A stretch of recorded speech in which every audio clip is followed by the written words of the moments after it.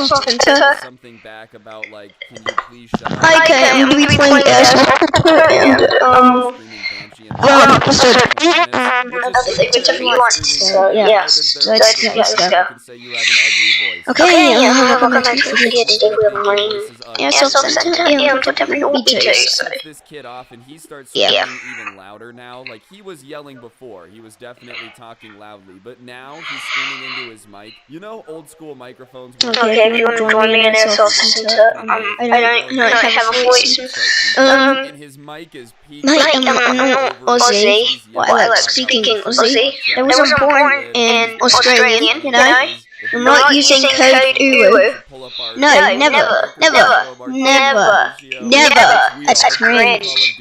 Who would do that? Plus, my FPS is gonna be way out too. That's why I'm in 60 FPS. My bitrate on like 45 billion on there. Actually, but got billion. Well, what's your kill death ratio? Well, it's not gonna be better if you're yelling in my ear, that's for sure, even if I am dookie garbage. But as this guy is screaming into his mic, full volume, just absolutely cranked to the nines, you hear something in the background of his microphone. I dirty garbage. I don't know why. Microphone. This one's a lot deeper, obviously someone who's a lot older, and it's just like, what are you doing? Why are you screaming like that? Are you crazy? I'm on a conference call downstairs, and everybody on the conference call is hearing you screaming at the Xbox. What is wrong with you? Why are you yelling like that? And then I'm not dirty garbage. Tough guy for the entire game. Don't call me that. Number one, number two. Call me that. I'm gonna come house and slap you. Greatest of all time instantly becomes just like the biggest you could have possibly ever envisioned.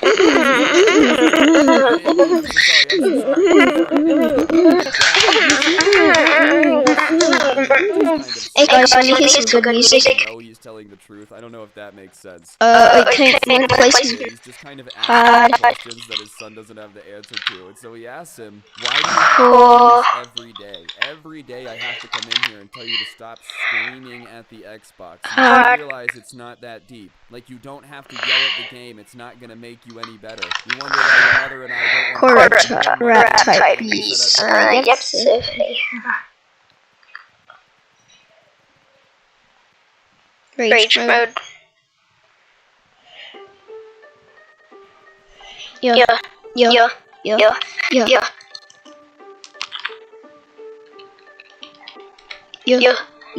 Let's go. Okay, I'll be doing this again, doing this again, doing this. Okay, this means it's something, okay.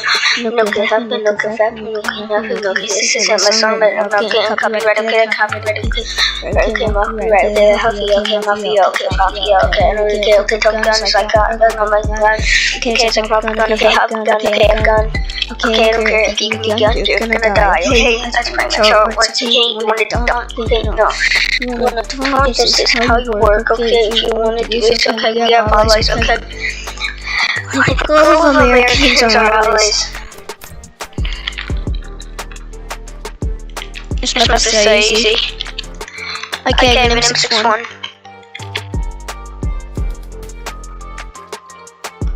Hey, anyone want to die today? Okay, I'm gonna select a different team. Select team. Red 4. I selected Red 4. Red Fort. Let's do this. Okay, we're doing this. Okay, you don't know what I'm rapping to these. Okay, they're gonna happen. Okay, I'm gonna map this. Okay, I'm gonna happen. Okay, you happen. Okay, I'm gonna happen. Okay, I'm gonna happen. Okay, I'm gonna happen. Okay, I'm gonna happen. Okay, I'm going in. Okay, I'm happen. What do you say? Okay, I'm gonna happen. Okay, I'm gonna happen. Okay, I'm gonna happen. How? Number one, number two. Okay, so this is one of our songs. We guys still won't stop. Okay, I'm going in. She's got some nice long hair, and you know that she's a ratchet. All the boys still can't help it to have it. Got it, I'm going in. Got him! Woo! Okay, finish this up. Okay.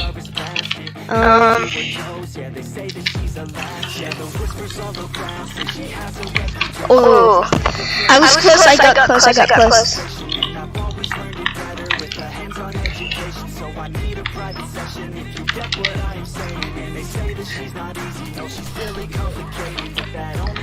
Oh, this is like really hard. Like when I die, I literally curl up into a ball. Okay, Glock 1759. Is that even a gun? Oh, this is actually looking good. By the way, this is airsoft. Dude, red is done. Okay, I'm going in.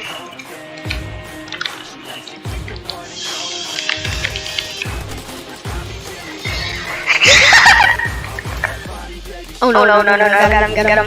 Oh, I died. Dude, don't move. Okay, I'm getting him.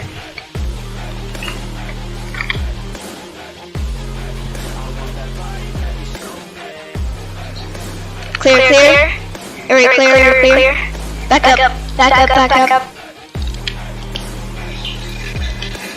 Put your hands up, down. Ooh, I knocked him out, but then he knocked me out too. Okay, look. Whoa. Everyone just died. Hack.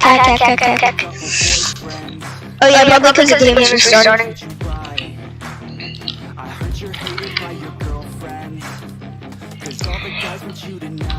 Okay. Taser. Oh man, my taser doesn't work. No, I'm just using my M16A4. M16A4.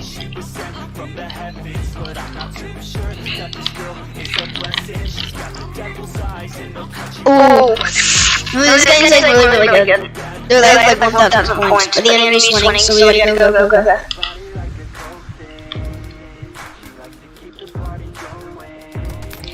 Dude! Sheesh is good, but I got an education. Dude, I thought I killed this guy. They have force fields. Let me check my OBS. Oh yeah, it doesn't show chat anymore. Okay. Gun down, man down. I got a man. Oh yeah, someone's on the red team and he's named Talk Player. I'm going in with big weapon. Bro, I'm gonna have to get some new weapons. Okay, change loadout. Okay, our primary is an MP5. Our secondary, FN7. 597. Oh, this hits really accurate.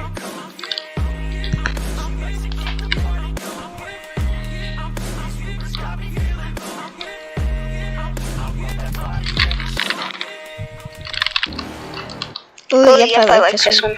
Oh. You never make it. Change to a moving it and that's good.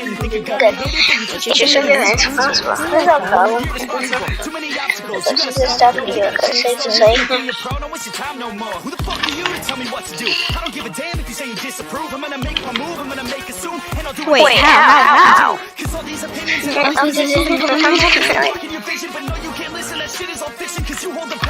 gonna run back.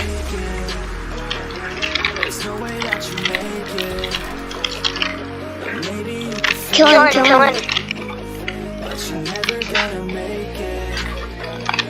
Oh, I tried to go run back and I just got slapped to the ground by this noob. Is this a gun we have to crawl with? Dude, how do I do this?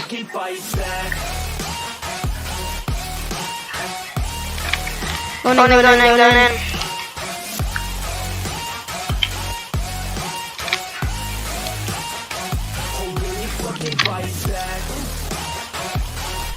Taser.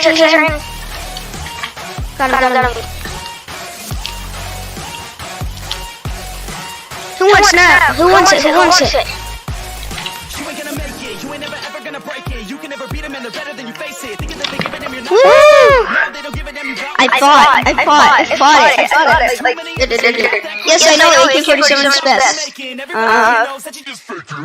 I hate talkies. I shot that guy, but he's not dead. Since it's airsoft, you get shot, you're not dead. But you have to die so you can respawn. Okay, talkie player is dead.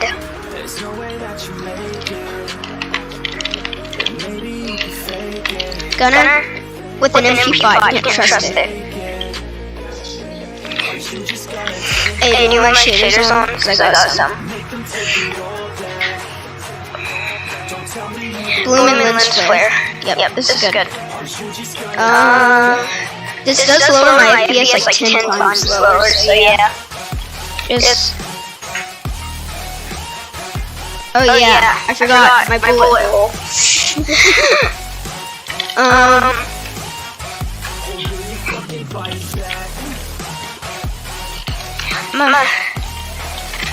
No, don't jump. That's it. Bring it down. What's gonna shoot us? I don't know. Bring it down. Miley Light 22 down.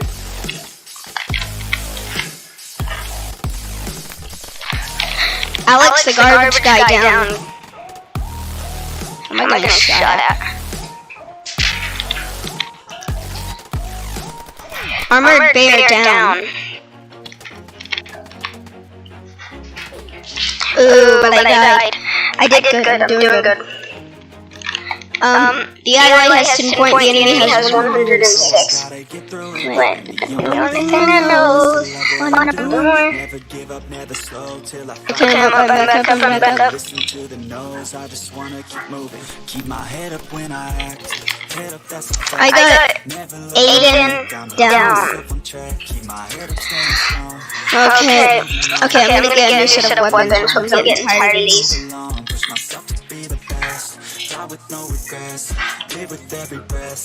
Oh, Bloodshot.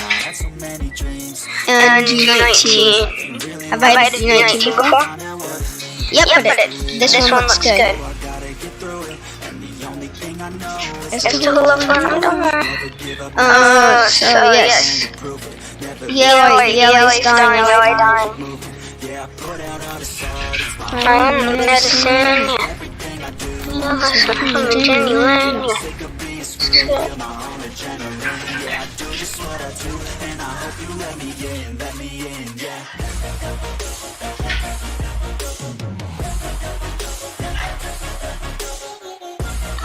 Bloodshot shooter infinite. Okay, I'm gonna go full auto.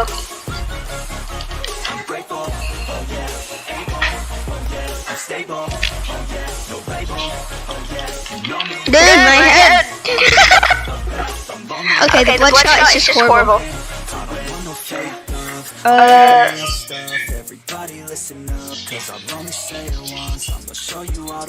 MK18, this one should be good. Yes, full auto. Oh man. Dude, why am I? Hey, yo! I would make a person.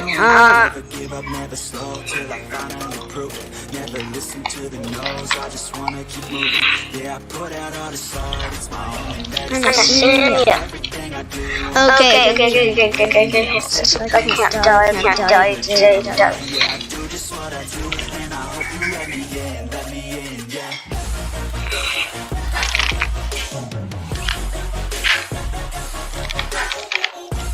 Got him. Hey! Die. Okay. Captain EXC. He thought he could get in, but one person actually got in, but we had Joker. AR. Okay, this one's paintball gun. Hey, I was switching my modes. Dude, you can't do that. He's in a hazmat suit with a gun. You can't trust the guy. up, it felt so right. We were Dude, some weapons just don't have full auto. dumb, we would get drunk and then hook up. We were okay, we were alright. I like doing that. I'm gonna try and get something. No, it's in M110. Ooh, can this do? This is a sniper. Hey. Woo! G9. Hey, you think you're pro? Nope. Open, armored bear down. I'm doing the down thing. Okay, number 2, let's hope we don't die. I died. I know I'm so calm during this night, and I'm really trying not to try. Okay, maybe I should swap my weapon from a sniper to a machine gun. Handgun. This can.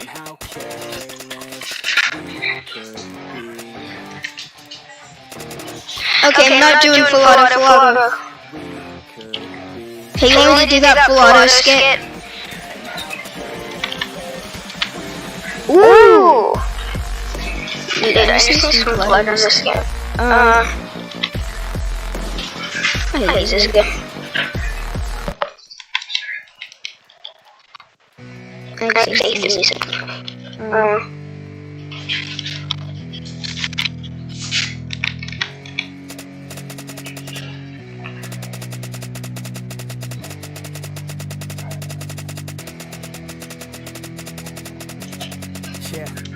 It's our time to shine. Show that's the kind of state of mind you gotta combine with hard work and time. You gotta climb. Don't let yourself drop till your heart stops. Let this beat rock. Got a new clock and a new stock for this new rock. Just let your mind loose from the new stock. Drunk off the goose, yeah, thinking that I'm too black. Getting caught with a few thoughts, cause I'm too lost. Off the speakers can't even handle me. Even what I got, nobody's gonna drain my energy. And I will never stop, I'm motivated by enemies. Setting up shop so everybody remember me. Sport. Get down. No full auto buildings. I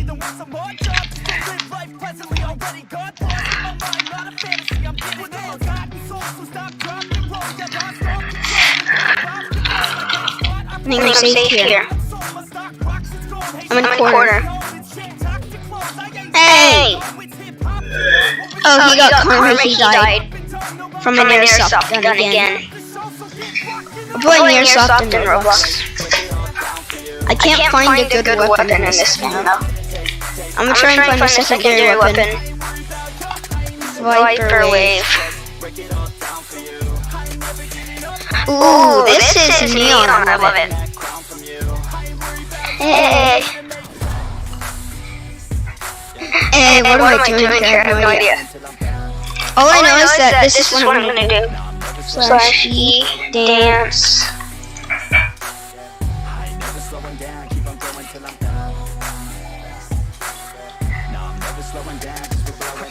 Like a weapon, attack with no questions in my own section, and they still disconnect. /E dance. 1. I can't use the nuts here. /E wave.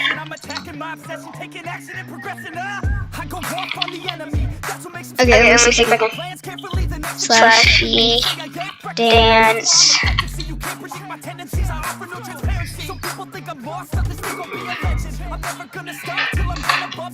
Okay.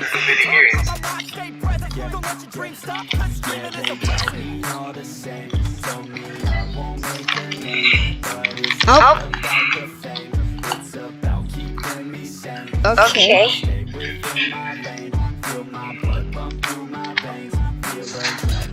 Yes. So let me break it all down for you. I ain't never giving up. I ain't never giving up.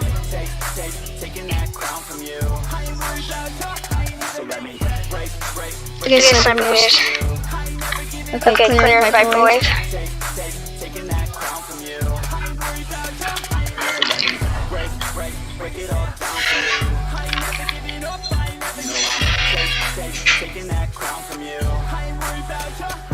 Hey, that's one minute again.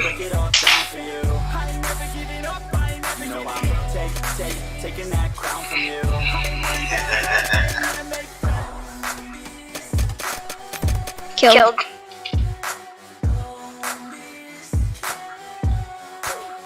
Oh, I died. Okay, I'm gonna play PTFS. Actually, Project Flight.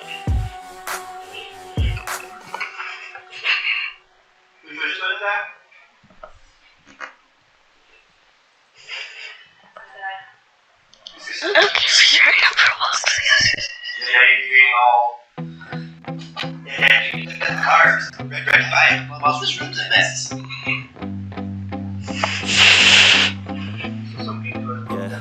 I'm not trying to be. Okay, we're about to play Project Flight. Dude, this isn't loading. I'm gonna turn my shaders off, maybe that'll help. Wait. I'll be popping off and hit your ass, dropping all your shit. Yeah, I promise this. I got promises. You ain't stopping this. Cross my shit. You'll be knocked unconscious, bitch. I got this. I will not quit. And I'm on it. Honest. I'm gonna launch quick. Then I'm gone. It's just a matter of time before I'm over the climb and moving under my prime. Just quit my 9 to 5. I'm rocking. And they watching. Cause it's shocking. Dropping all these top 10 songs. No stopping. It's time to live my life. It's time to live, not die. Wish I could slow down time and just enjoy the climb. And I'm the one to get it right.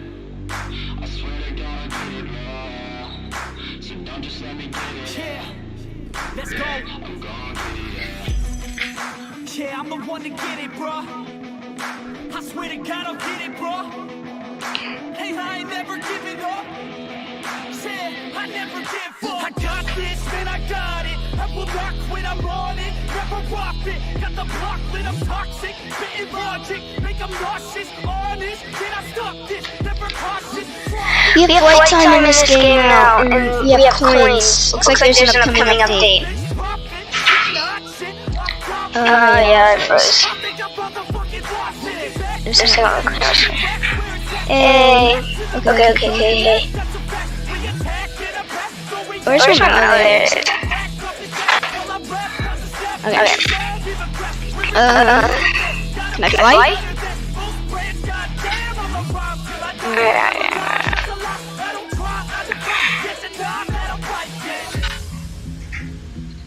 Dude, this is weird. For some reason, this is very laggy. Yeah, I've been in and out the studio like a student though, working on a movement. Yeah, I'll do it cause I'm in the zone and you know. I'm gonna find this game. This game is like a highly realistic flight simulator. Just kidding, it doesn't even have crash physics, but the engine failures. It went to crash. We're about to do a crash thing. With the Boeing 737. Hey, stop. I'm working on my plane model. Let's do A320. Because that's little. Oh, no. Airbus. An Airbus made jet, and it.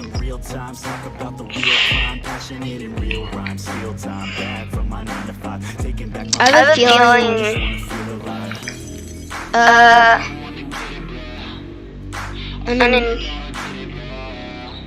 Let's put it here. Here's good, okay.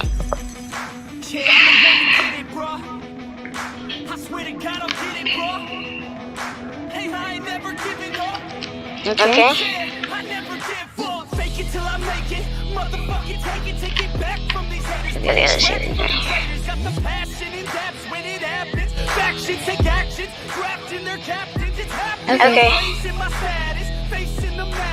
Okay. So engines on 100, okay, I'm waiting for another engine to be on 100, and then we're gonna talk about PCC. Okay, just a second. What's happening over here? Ooh, look at the jet license. Wow, real. I'm gonna have to turn my graphics down. Is this better? Oh, yes. But my graphics, come on, manual. Now I can see the sky. These graphics are good. They're still working on the plane models. Sorry about the graphics, sorry. I can't do anything about it, so yeah.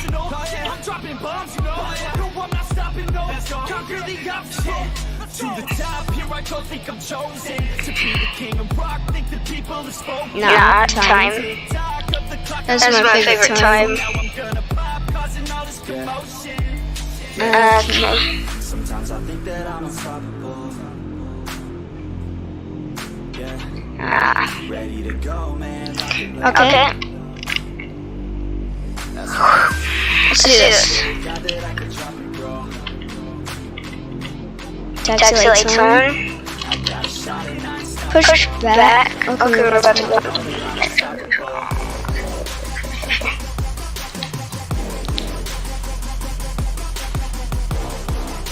This is Airbus 44, 19 cutscene.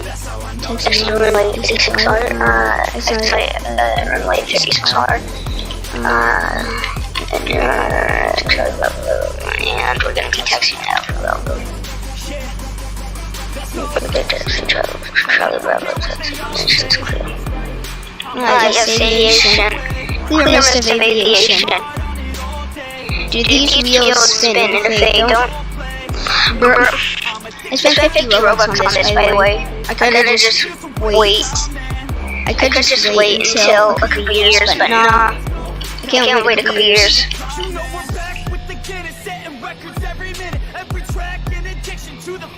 Okay, there isn't a taxi here, by the way. I'm about to. I'm using my rudder here to turn. But I'm actually using my wing rudder.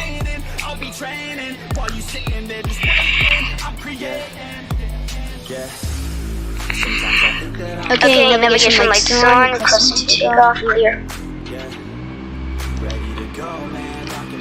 Airbus 4499, you are clear to take off on runway 36R.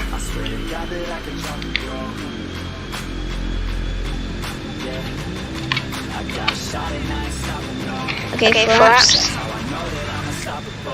Pull it up. Okay, now can I handle these max graphics? Yes. Max graphics. This is looking more like Microsoft Flight Simulator now. I just need to tweak the settings a little bit and then it'll look exactly like it. And then someone says, oh, what? Okay, bye. I'm going to go to Southampton.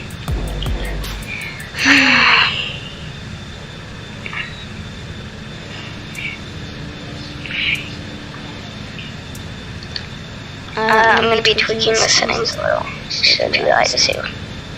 Maybe I want call signs to save them. Just to save them. This is Microsoft Flight Simulator. Oh, and I accidentally turned my spoilers on. Who am I?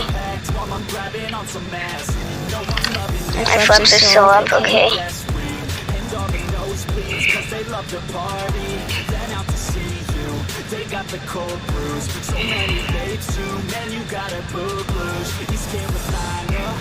Maybe I actually need airport names. I may need them. It should be a damn climb. UCSB is worth the STD. Party so recklessly, they get the best of me. Down south to Chapman, that's where it's happening. You better strap in, cause these ladies bad tens. It's the best 4 years of your life. That's right. You gotta live it up to live it right. I'm fucking snacked, party till I'm blacked. Fucking undergrad, I ain't never gonna pass. I ain't never going back. No, I ain't never going back. I'm fucking snacked. Okay, I'm gonna join. Airbus A320.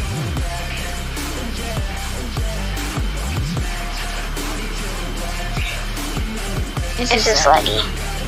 Oh, and Grand Canada is already here, so time to decelerate. And lower altitude and put our gear down. We're gonna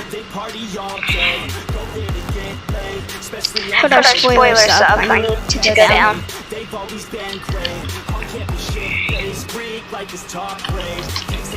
Landing speed is about 52. At least I usually stick to about 39.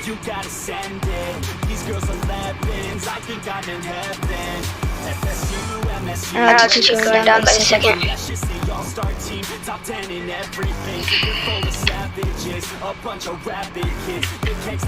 Okay, landing lights on. Okay, we're clear to land.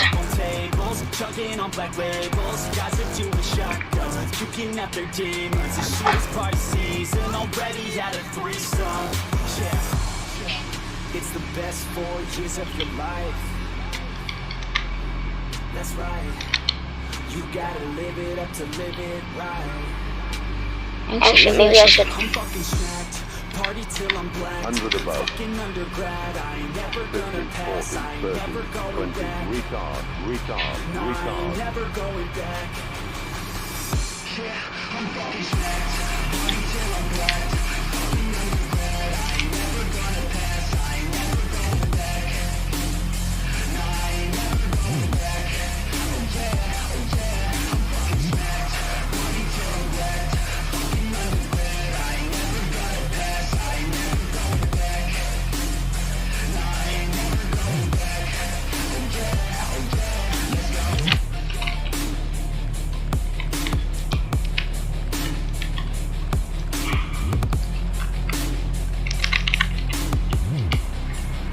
I know it's a bit of a rough landing.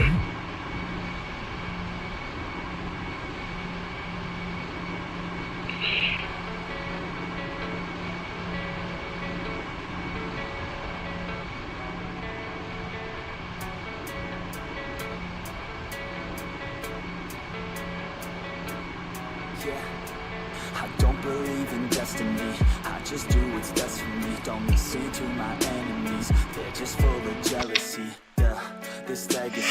You gon' see what's left of me. You gon' see success in me. You ain't seen the rest of me. I just wanna be the best at what I know. Better than the rest, just watch me grow. Put me to the test and watch me go. This is my quest, I'ma make it known. They call me obsessive, oh I know. Call me selective with my notes. Call me aggressive with my flow. Call me offensive even though Joe, I ain't gonna lie, life's tough. Try to get by, life's rough. Try to do it right, it's not enough. Even though you try, you still mess up. But I'm still gonna fight for what I love. Still gonna die for what I love. Still gonna try, I won't give up. Still gonna fight until I've won. They say I'm way too obsessed and I've got nothing left. And I'm not quite there yet, but those words they'll regret. Cause I've got something left and I'm not giving in. I will not let them win. I won't stop till the end, no.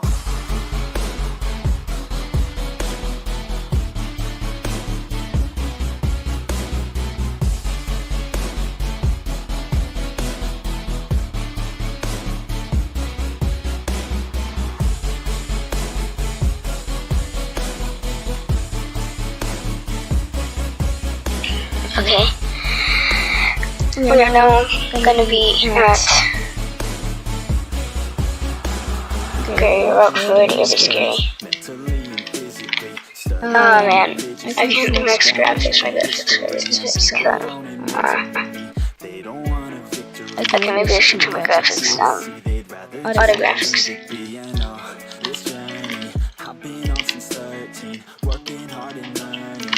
This is so fun.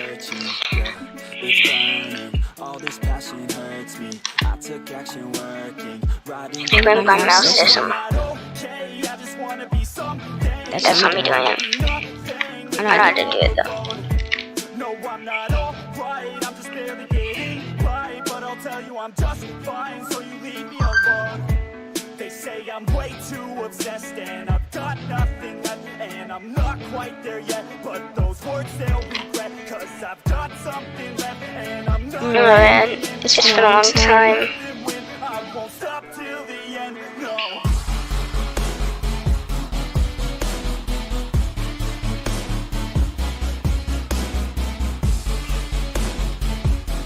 Sue.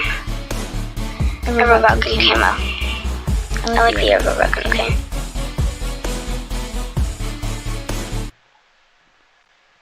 Okay, so I'm gonna turn this on top, okay. Yay! It sounds like a walrus. Seriously.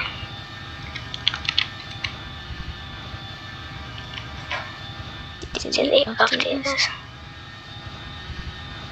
Oh yeah, this is audio quality. Whoa. I don't know if I'm trying to take off. Do I? This accelerates really fast. Nope. I don't care. This thing goes in grass too, I think. I'm gonna have to land at GR.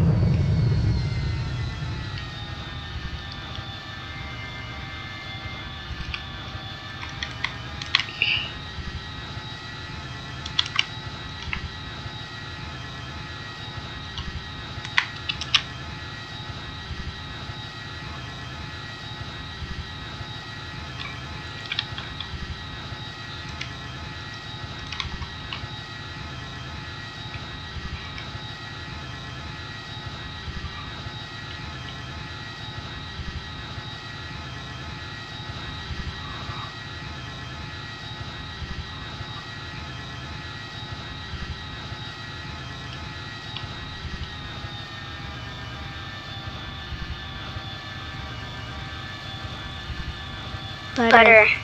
Yes. Finally. I'm gonna try and get me some flight hours.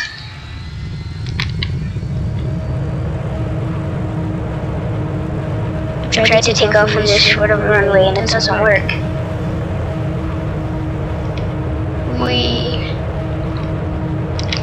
Alright, so then. I know, all the way up. Yay. I can't handle graphics this high sometimes, but yeah. I've got me some flight hours. Minutes, I mean,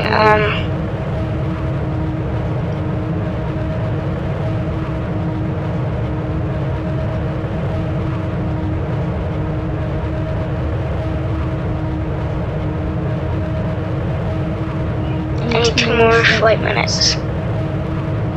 And then I can finally be an elite. Actually, I have like 1,000 more.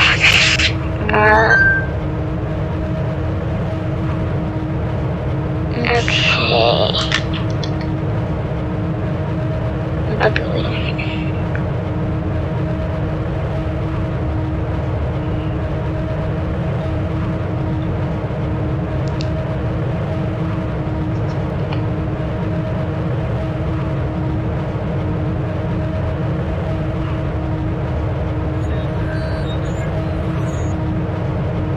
Watch.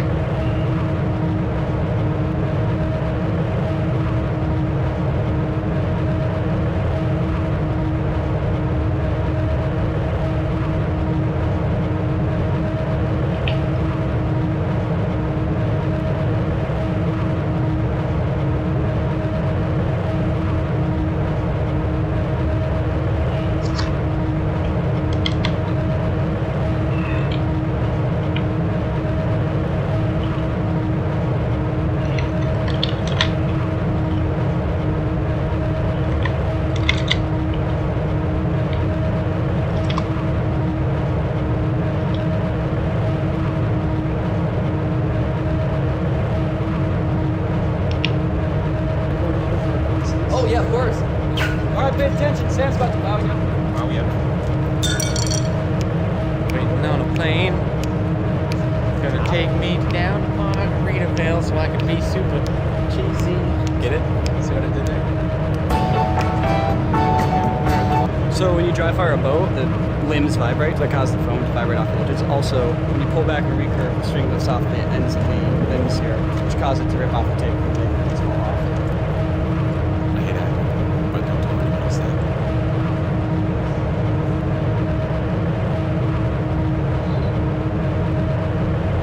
Thankfully, I planned on being wrapped by 6, so we can actually be done by 7. finally achieved that moment. I mean, that's what it takes. Like once Tylenol sends you a message, Right? It's like, screw the paperwork, screw the PhD, man. I'm done. Okay. This is cool stuff. I'm gonna These be guys quiet are for a little literally the bit, okay? dream racing champions. Look at that shot. Mouth and throat. Yes, still has it. Whoa! You're pretty hot right now. I mean, I don't need a thermal camera to be able to tell that one though. Oh! Yeah. Jokes. Humor. That's awesome. Is that an app or is that So it's a camera attachment that you get. no way. Yeah. Can you confirm that man there has an unknown deadly virus? I can. I just came from there. And can you also confirm that there's absolutely no way anyone can save him? Sadly, yes. That man will die. Also, can you confirm you're a real doctor? I can. We've got 3, 2, 1. Oh!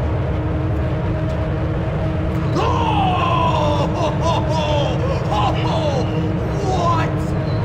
What the fuck was that? So, we're gonna have a quick lunch meeting here. Our super friend Ricky Ray. We're gonna go to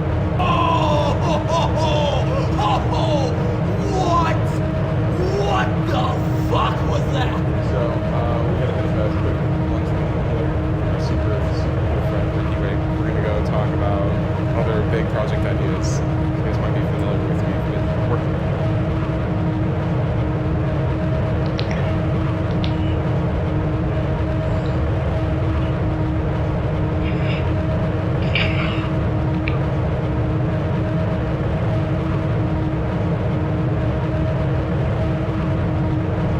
Yay. They're still afraid to enter this room, too traumatized. It's just for this computer. Why do you think Cabbage wanted you to play so many games with her? She wanted you to remember what happened here. Now you turn into a potato, and obviously you are not remembering anything. Goodbye for now. And you see, that's what happens when you talk to a potato instead of me. Here, you may not remember, but I certainly do, so let me fill in those blanks. Yes, with Hello, Internet. Welcome to Game Theory, a show that would never think of eating its friends, because it doesn't have any. But hey, you could become a friend of the channel by hitting the subscribe button. Don't worry, you're not within stabbing distance or anything, so everyone wins.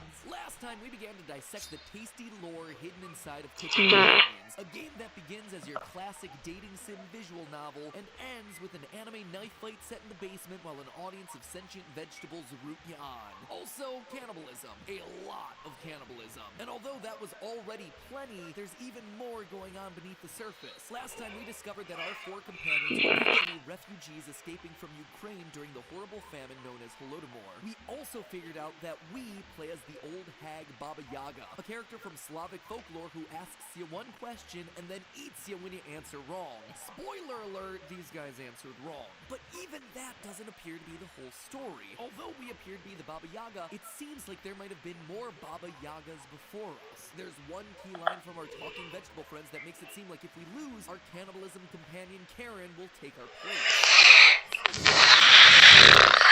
Plus, inside the cabin are hidden notes that date back hundreds of years to the Let's play this. 1800s, leading me to believe that maybe we haven't actually been here forever as the Baba Yaga, but instead are possessed by the spirit of her. A spirit that has passed from person to person over the decades. That at least was my theory. My initial theory. But could I prove it? What actually drew us into this cabin? What is our backstory? Well, to explain all of that and to truly understand what's going on inside of this game beyond just the feast of flesh, we have to talk about the Chompettes.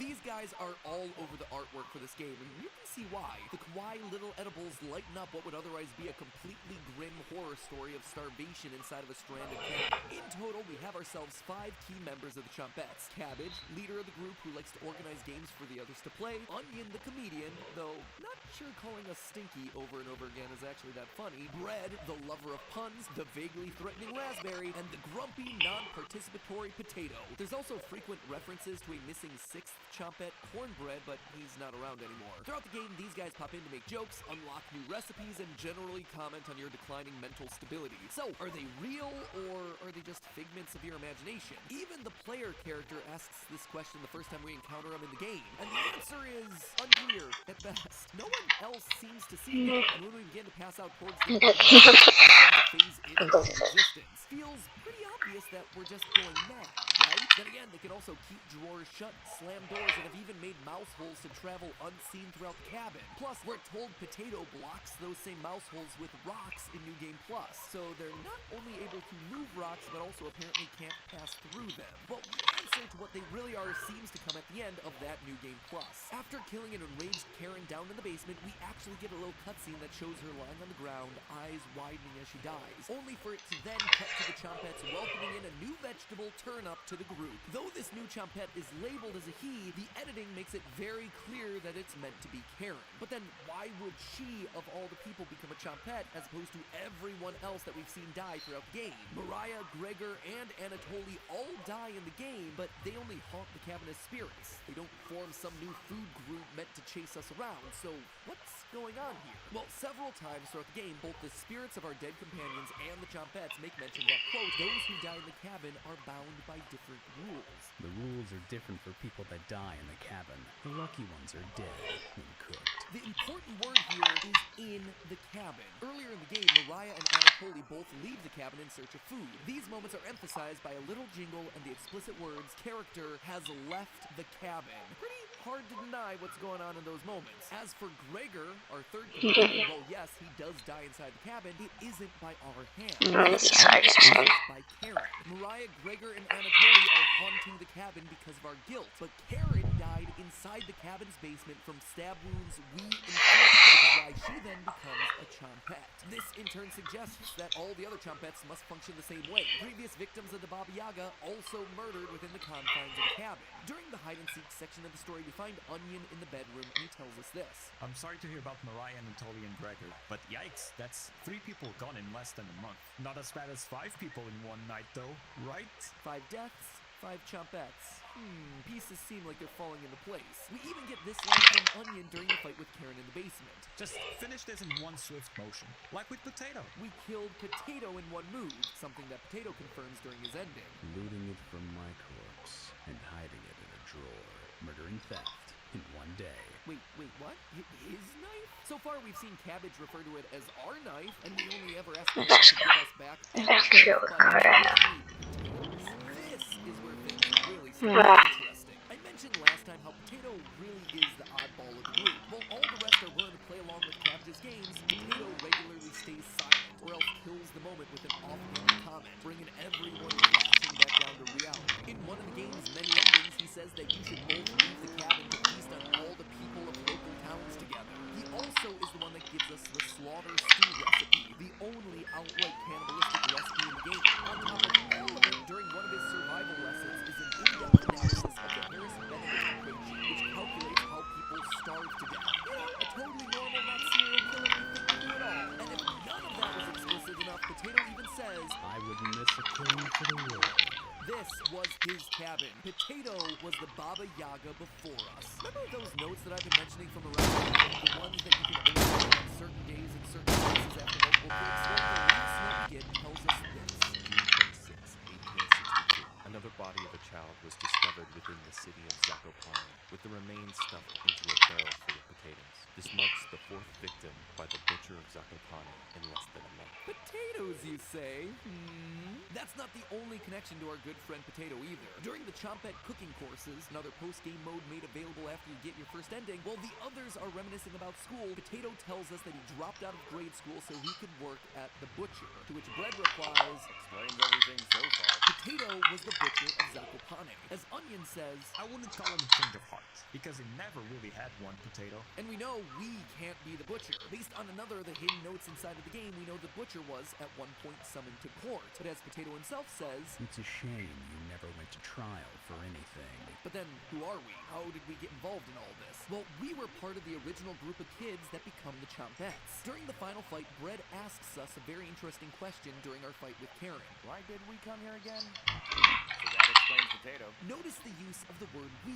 We were a part of the group with Bread at some point. Potato, meanwhile, was an outsider. In the appetizer preview edition of this game, you and Potato have a heart-to-heart, and he outright tells us this. I cornered the four in this basement room, and all of us ended up dead. Cabbage, onion, raspberry, bread. We're still afraid to enter this room, too traumatized to come to grips with it. Potato, as the butcher, was about to kill everyone. And you see, that's when you step in. In the main game, we have an opportunity to tell Karen about the Chompettes. And when we do, this is her response. A potato is killing people? They asked you to save them? What the heck does that even mean? In short, we killed the Butcher of Zakopane with his own knife as he was killing our friends. And in so doing, we got possessed and became the Baba Yaga. But how? For some reason, we weren't gathered into the basement like the others. We had the chance to kill the Butcher when all the rest of our friends were helpless. So what made us so different? Well, I suspect that the Butcher was training us to become like him. Throughout the game, we act as Karen's mentor, introducing her to the world. Bro, look at this, look at this. We show her books about chopping people up, and we get lines like, she's not ready yet. She is meant to become our cooking companion, at least until she gets a little bit too enthusiastic and turns on us. And I suspect that the Butcher was training us up in a similar way. In our various conversations with Potato, there seems to be some level of friendship between our character and the killer. He asks us to go into the basement and put an end to this. Not for the Chompettes. No. We also get hints throughout New Game Plus's timeline that Karen and Potato would have made great partners in another life. Out of all of the kids that he planned to kill, we were singled out as special. We were meant to be his pupil. As you might imagine, being a one-man cannibal is a lonely life. Getting to share that with someone else, though, priceless. But when our friends started getting killed, we had to act and slaughter the man who had taken us under his wing. Except what we didn't know is that that would force us to go on and continue the Baba Yaga's legacy moving forward. So, there you have it. The deep lore of cooking companions. Except there's one final layer to the story. One final chompette that we need to discuss. Cornbread. As I mentioned before, Cornbread is the missing sixth chompette. One that we hear mentioned a lot, but never really see until the game's final, most secret ending. We know from in-game clues that Cornbread's real name was Raziel and that they were related to Onion. Being a chompette, we also know that presumably they were killed because we consumed their body. But there's something that makes Cornbread different. Unlike all the other chompettes, we've let Cornbread move on. During the endgame of New Game Plus, Cabbage asks us if we'll let the chompettes go, and we say no. Will you let us go? Someday, maybe. And yet, for some reason, we've allowed Cornbread to pass on. Why? Well, we know at some point that we've actually stopped killing. During the post-game, Potato asks us this. How many generations died brutally at your hands before we gave up? Was it your arthritis that stopped you? Or did you eventually feel remorse? I think it was the latter. I think that we felt remorse, and it was Cornbread that did it to us. Now, to be honest, based on this message that I found on Discord, I'm not even sure the creators of the game have fully mapped this out, but based on everything that I've seen inside the game and everything that we covered so far, here's what I think happened. After the night where our friends die and we kill the Butcher, we become possessed by the Baba Yaga. Some time passes.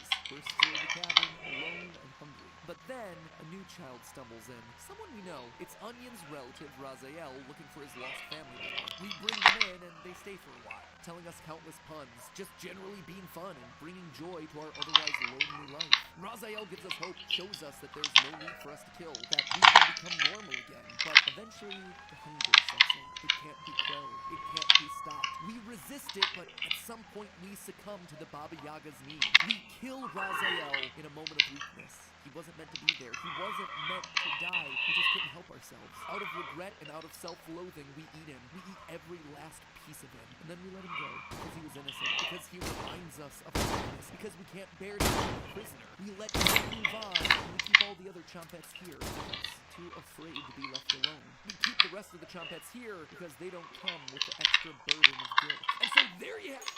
Oh, the developer just tagged us in a tweet. Wonder what this is about. A black image? You know what that means. Rank up the exposure, boys. A shadowy figure holding a knife with 4 people. Cabbage, raspberry, onion, bread, and the shadow potato. Beautiful. Chef's kiss. Now all we need is that cornbread origin story and we're all good. And with that, my friends, we put a wrap on the delicious lore of cooking companions. So remember, the next time you're at the store and the vegetables start talking to you, don't just tune them out. Give a listen. You might just have made your new best friend, and eventually a salad. But hey, that's just a theory. A game theory. Thanks for watching.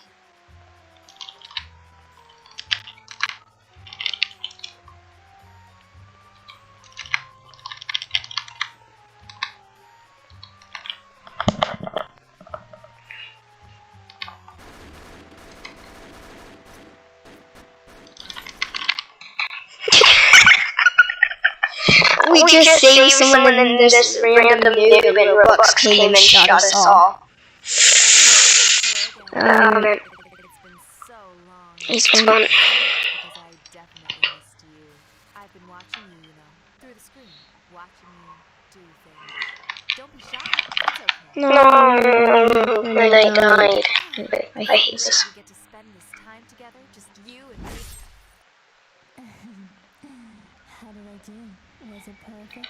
Melody really can be just us.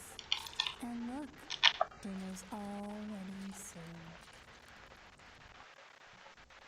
Hello, Nope. Internet. Welcome to Game Theory, the show that's part of a balanced YouTube diet. You've got your math, science, history, lore, and cannibalism. That's right, friends. It's the return of Cannibalism Crossover Weekend, because nothing says Grand Theft Online content quite like discussing proper nutrition. You're trapped in a situation where the only food source is human flesh. Last year around this time, we did a three-way collab with the channels where each one talked about cannibalism in some unique way. And this year, we're bringing it back. Over on Food Theory, we're learning about what clothes you can safely eat before you have to resort to nibbling a knee. And over on Film Theory, well, okay, it's just a two-way crossover between Game Theory and Food Theory. The timing of the cannibalism episode didn't work out over on Film Theory, and I really wanted to talk about the back rooms, okay? I just couldn't resist that sweet, sweet lore. Anyway, that Food Theory about eating clothes was largely inspired by the game we're talking about today, Cooking Companions, a visual novel-style game produced by Dear Dream Studios, a team that saw Doki Doki Literature Club and said, "Hold my carving knife." I don't know what it is about these games that keeps drawing me in. I mean, maybe it's the fun characters, or the really cute anime art style, or the, yep, that one. It's definitely the scary hidden lore. And boy, does Cooking Companions have lore intrigue for days. On the surface, it appears to be a story of 5 characters trapped in a remote cabin with no supplies, eventually forced to turn on each other in order to survive. Now, that alone would be pretty darn bleak, but bit by bit, we start seeing hints to an even darker backstory. Secret notes in the bathroom, locked doors in the basement, bones under the floorboards, nightmares that suggest the sins of our past, and hints that this same scenario has played out thousands of times before. So who are we really? What horrors have happened inside this cabin? And seriously, why are we being stalked by a team of talking vegetables? I mentioned that one, right? The talking vegetables? No? Yeah, that's a thing too. So I hope you're hungry, because I've got some freshly carved lore all ready to serve up. First, since this game has been criminally underplayed on YouTube, let me catch you up. Like most visual novels, you play as the unseen protagonist, and you start the game in a cabin with your 4 friends: Innocent Mariah, Eager Anatoly, Compassionate Gregor, and Karen. Who's a Karen? Last time I was in here, I asked for an almond shake, an almond shake, and I got something else. So if you just do what I ask, that would be great. It appears that you've gotten lost, and you found this cabin to stay in for a few nights as you regroup. And we are named as chef of the group. In true dating sim form, you spend your first few days exploring the cabin and interacting with the characters to build relationships, learning more about their unique backstories as you go. By choosing to visit the right rooms at the right times, you also find hidden notes in the bathroom or under floorboards. But 2 days in, things start to take a turn. Your rations run out and a storm rolls in that prevents you from leaving the cabin. With starvation very quickly setting in, we begin to have nightmares describing horrifying scenes, drowning, being cooked alive, hot pokers in the eye. With seemingly no hope of survival, Mariah offers to swim through the floodwaters in an effort to find help or food, but we all know the truth. You have a tearful goodbye with her as she leaves the cabin, never to be seen again. In completely unrelated news, we managed to find ourselves a new source of mystery meat.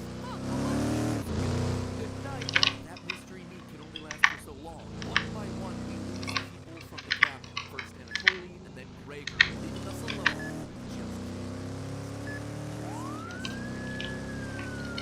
Really takes a liking to the whole eating human flesh thing. In fact, this is actually something that real-world scientists have observed in cannibals. Not something chemically, but it's a high. The euphoria that they get from doing something that they know is wrong on a deep human level that becomes addictive. Kind of like Pringles. Once you pop, the cannibalism won't stop. As the days drag on, the cabin becomes haunted by the meals of our past. All the while, Karen starts looking a bit too eager and a bit too hungry. So we end up locking her in the basement. Eventually, we're like, she's gotta be dead, right? And we go down in the basement, but obviously she's not. Classic girl tries to kill boy, boy pulls a Uno reverse card, steals girl's knife, and plunges it into her chest. The end.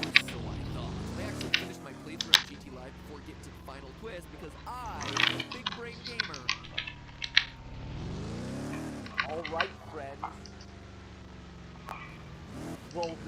have it. I've been watching Marvel movies for years. There's always a post-credit scene. What was I thinking? Anyway, fortunately, I did go back and clean up some endings, and it's at this point that we find out how our characters actually wound up in the cabin. See, it turns out that you were never part of the group. This is your cabin. All the others just stumbled across you when they got lost. The group explains their situation, but then you, quote, ask the questions you've asked thousands of times. Did you come on your own free will, or were you sent? When they say that they come on their own free will, but were also technically sent, we see that they, quote, answered incorrectly. Wait, sorry, what? We've asked this question before? Is this some sort of time loop? Or are we all in purgatory and keep having to relive this situation in order to find a solution where we don't end up eating our friends? What is going on here? Oh, and again, there are vegetables called the chompettes that talk to you when no one else is around. Probably shouldn't overlook that little detail. There's also a nightmare mode and a new game plus, and a mode that drops you straight into Cuphead. I'm sorry. I'm sorry, what? What? What world are we living in here? Okay, there's clearly a lot to unpack inside of this thing, but it really boils down to two main mysteries. The first is what's actually going on inside the cabin. What's up with the mysterious notes, the nightmares, who are we, and what does the whole ending sequence about being sent versus free will? The second main mystery has to do with the chompettes, those little anthropomorphized friends that I keep bringing up but also avoiding, because again, there's a lot there to discuss. You think that they're just figments of your cannibalism adult imagination, but they are so much more. So let's start with the basics, shall we? Who these people are and what they're doing. When the food starts to run out, Mariah says this, quote, Bread and jam isn't much of a meal, but it's more than we had when we left Ukraine. No, obviously that's just a one-off comment. But if you max out your relationship with Mariah, she confesses that the situation in the cabin isn't nearly as bad as what they left in the Ukraine. Given at this point you've basically run out of food with no chance of finding more, that is quite a statement. She continues, quote, Our village went mad from starvation after the rationing got extreme. Parents sending their children to orphanages instead of letting them starve at home. It was absolutely terrible. Eventually we decided we needed to escape, so we stole some things until we had enough for the journey to keep our spirits up. I describe it as vacation. It also gets brought up by Karen again in the final battle, saying repeatedly that she should have never left Ukraine. And it's at this point that I'd like to mention the giant elephant. While yes, there's jokes about cannibalism in this game, none of it is to make light of the situation that's currently happening over in Ukraine right now, or honestly, Ukraine in the past. Sadly, this is a part of the world that's had to deal with a lot of horrific and tragic events, some of which were actually about to discuss as part of the context for this game. It is pure coincidence that Cooking Companions came out, and only months later the country is now suddenly embroiled in war. This is not meant to make light of anything happening there. I'm making this video to talk about a cool new game with very interesting lore made by a team of passionate creators who made something that I just want more people to know about. And thanks to their game, I became more aware of the folklore and history coming from that part of the world. And as a result, I've grown a greater sense of appreciation for the people that are currently being affected by the terrible, violent actions that are happening. In making this video and sharing it with you, I'm hopeful that you're able to take away some of that too. Our hearts are with everyone affected, all the families that have been displaced. I have no idea how to play this game, but I'm gonna play it. If this video inspires you to help the people in that region of the world, we're linking to relevant charities down in the description that are helping the refugees right now. Back to the game though, it's also worth noting that Ukraine isn't the only real-world location mentioned. Like any good indie horror title, there are hidden clues scattered throughout in the form of handwritten notes that you can only have access to by exploring the right rooms on the right days and by clicking certain interact options multiple times. It is not easy to find this stuff, but when you do find them, too, mention Zakopane, a little Polish town about 186 miles or 300 kilometers from the Ukrainian border. We also get more location hints thanks to the appetizer edition of the game, a standalone Cooking Companions experience released a few months prior to the main title. In it, you get quizzed by the chompettes on general trivia, all with hints of that sweet, sweet lore. One of the questions, for instance, asks us where we are, and the correct answer turns out to be the Tatras Mountains, a forested mountain range that sits between Poland and Slovakia. And wouldn't you know it, but just north of the Tatras Mountains is none other than the little town of Zakopane. Combine that with Mariah's comments about needing to escape from Ukraine, and it seems very clear that Mariah, Gregor, Anatoly, and Karen are Ukrainian refugees. But refugees of what? If you follow Anatoly's romance line instead of Mariah's, you end up learning that his dog died when he was 6. This dog apparently meant a lot to his father as it helped him find food during, quote, the war. Obviously, there are a lot of wars, so which one could he possibly be talking about? about? Well, it appears to be World War I. You see, we're told in the extras menu that Anatolia is 25.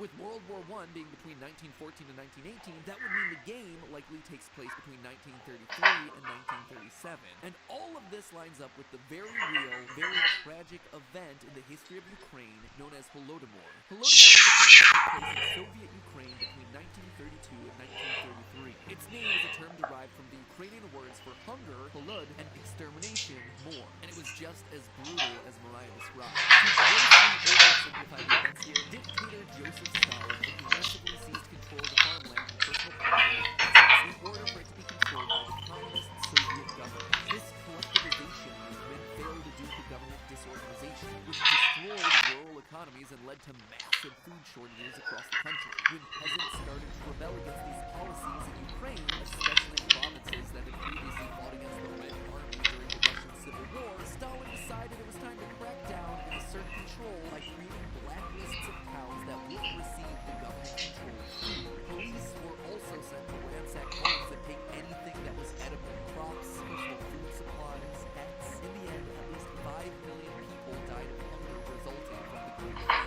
At least 3.9 million of which were Ukrainian. And much like our characters in Cooking Companions, the food situation got so bad that people had to resort to cannibalism in order to survive. A doctor wrote in 1933 that she had not yet become a cannibal, but was, quote, "not sure that I shall not be one by the time my letter reaches you. The good people died first. Those who refused to steal or to prostitute themselves died. Those who gave food to others died. Those who refused to eat corpses died. Those who refused to kill their fellow man died. Parents who resisted cannibalism died before their children did." End quote. So it seems like our four cabin friends are refugees running away from the Holodomor horrors that are happening over in the Soviet states. But that then leaves the question of, who are we? Well, let's just think about what we do know about our character. We're a cannibal that lives in some cabin in the forested mountains of Poland and Slovakia. We also know that we're hideous to look at. If our four companions' reaction to us when we first arrive is anything to go by during that twist ending. We also ask this really random, really specific question about free will versus being sent that apparently has itself a right and wrong answer. So I started there with that very specific question and immediately got back information on a supernatural being called the Baba Yaga. A character from Slavic folklore, so we're in the right part of the world, who lives in a remote cabin, check again, often described as an old hag with a deformed appearance. Again, just like Arcadis appears in the game. She's also known to cannibalize the visitors to her home. Ladies and gentlemen, we have ourselves a bingo. And here's the kicker. Baba Yaga is known for asking that specific free will versus sent question. Apparently the correct answer for that is, I am here 75% of my own free will, 65% by compulsion, which, if you do the math, totals up to 140%. So, I don't know, maybe she needs some math classes in addition to the Chompets teaching her cooking classes. In fact, the more you look at the game, the more we find connecting us back to Baba Yaga. Sometimes her cabin stands on chicken legs, and would you know it, but we can find a chicken bone in the bedroom underneath the floorboards as a little Easter egg back to that original story. Not only that, but Karen is actually designed to look to another character from Slavic folklore, Vasilisa the Beautiful, a girl that finds Baba Yaga in the woods during her own story. Even our nightmares between days of the game point to stories that involve the Baba Yaga. The second dream we get about being shoved into an oven closely follows the Russian folktale Ivanushka, where a boy refuses to be cooked in Baba Yaga's oven and instead tricks her into showing him how, trapping her in the oven and cooking her alive. So there you have it. We are the Baba Yaga, a cannibal that feasts on those that are lost in the woods. And our latest victims are an unlucky group of refugees running away from a famine in their home country. The whole story. In nightmare mode of Cooking Companions, we get this line: "You lost more of your humanity." They actually use it multiple times, but if we just lost some of our humanity, that then implies that we had humanity to start off with, right? We're not just some evil supernatural force, we're a human possessed by a supernatural force. And the game seems to back this up. After Mariah leaves the cabin, we have a dream about desecrating a corpse. Then we wake up in a different room than when we fell asleep, having some sort of mystery. This happens again when Anatoly leaves the cabin. We dream about putting his glasses aside and cutting him up. Suddenly, we wake up with more meats. The game tells you explicitly on a few occasions that you've been sleepwalking, with the Chompet potato confirmed in more detail. Quote, "The first you took the red-haired woman, the others. Where did you sleep? If I can be honest, it was truly horrific to witness. You would routinely collapse in the middle of the hallway, sleepwalking into walls, or worse, go down into the basement." This proves that our non-folklore dreams, the ones where we chop people up,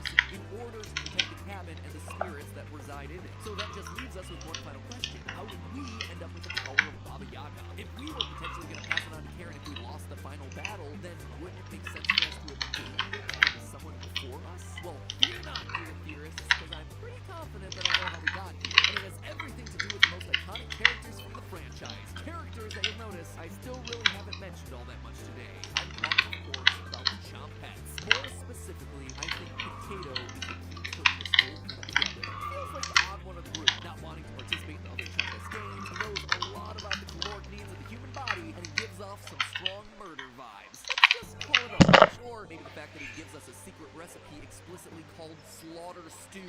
Could he have been the previous Baba Yaga? The answer to that question is going to have to wait until part 2. I know, it's frustrating, but the Chompettes come with a lot of mysteries that merit a full episode unto themselves. So why don't you chomp on that subscribe button and stab the notification bell to make sure you don't miss that video when it comes out in a few weeks. Because some meals are just better cooked long and slow. And hey, while you're waiting, click on over to our brand new food theory that was uploaded literally right now, where we talk more about cooking companions, or I guess more accurately, how to avoid becoming a cooked companion. Could you instead eat your clothes? The next time you say you'll eat your hat, can you do that? Can you make wheat soup? What about Crocs? I hear those things are edible. Link is on screen right now, so if you're hungry for more, that episode should hold you over nicely. And as always, my friends, remember, it's all just a theory. A game theory.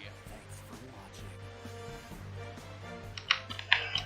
You've been traveling down this path for some time now. To get to this point, you've had to overcome 7 unique challenges, but now it's time to move forward by looking back.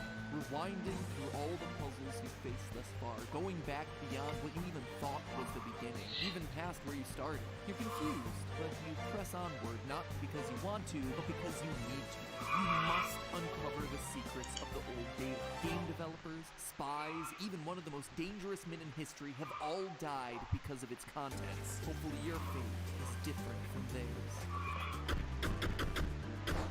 Hello Internet, welcome to Game Theory, where today we finish our fishing expedition through the hidden codes of Inscryption. Last time we began to unravel the mystery of the old data file, the glitchy zip file that appears in the final moments of the game. A file so awful that our player character Luke Carter smashes the game disk over it. A file so valuable that the game devs Game Funa are willing to kill Luke to get it back. A file so powerful that it was able to turn the game's 4 scribes into sentient, self-aware beings. So what is it? Well, the game never really says, at least directly. You see, when you start the second act of Inscryption, a Windows command line appears on screen that we can interact with. However, in trying to use this to access old data, we're asked for a series of ciphers, passcodes, with each layer more cryptic and difficult to solve than the last. And so last time, our ARG puzzle-solving quest began. By digging around through various game events and watching 11 minutes of credits to find a single Easter egg, we got our first cipher. But it turns out that was only step 1. We unlocked part of the chat log, but it seemed to only be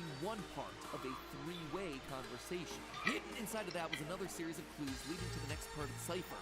Now we were being asked to dig deeper, editing game files, digging through asset files, finding unique card combinations to spawn almost uncanny in-game events, decoding Morse code in both the visuals and music. And we did it. There we stood, 7 puzzles deep and with another part of the chat log unlocked, but with still one chunk missing. And that is where we had to leave things off last time, leading us to today for the final puzzles and the ultimate solution. Fortunately, just like the last time, the last chat log left us with a series of clues hiding in the text to create a new 3-part code, one that'll hopefully give us the 3rd and final cipher, which from there should tell us everything we need to know about the mysterious and dangerous old data. So friends, let's not waste any more time because I am not making this into a 4-parter. The first clue we have is back to beginning, so let's do just that. I went back to the start of the game and couldn't find anything. Alright, well maybe it's referring to the real start of the game once you beat Leshy and unlock new game. Nope, nothing there either. There was